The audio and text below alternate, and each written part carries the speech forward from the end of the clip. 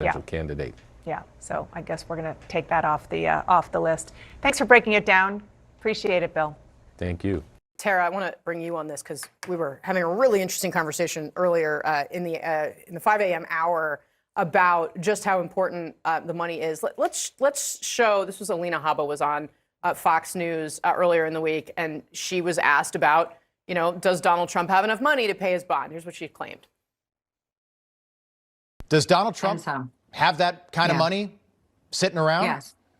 I mean, he does. Of course, he has money. He's a billionaire. We know that. They know by looking at his statements of financial condition that this guy is worth a lot of money, billions and billions of dollars. So, Tara, with all due respect, if that were true, I think he'd be able to pay $500 million in bond. Right. But money is really driving everything, is my understanding, based on your reporting. What's going on with the Trump team right now? Well, Donald Trump is just feeling the cash crunch. He's in a very vulnerable position compared to Joe Biden, who's going to outraise him.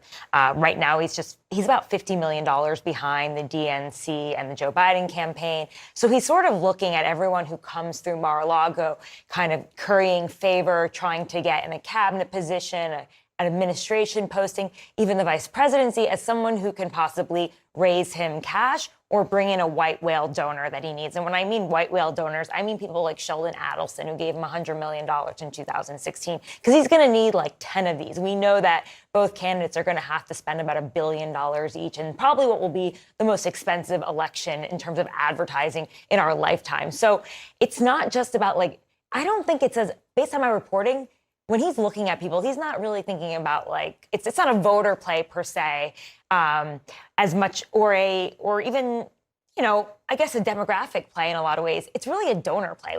Yes, he looks at Tim Scott and says maybe he can bring over African-American voters, maybe he can bring over some swing voting white women in the suburbs. But more than that, he's thinking to himself, can he get Larry Ellison to write me a $100 million check? Because Larry Ellison wrote him a $30 million check back in the Senate. Tim Scott one, yeah. Exactly. So, he's trying to bring in big hitters like John Polson, a hedge fund billionaire who wants a Treasury Secretary position.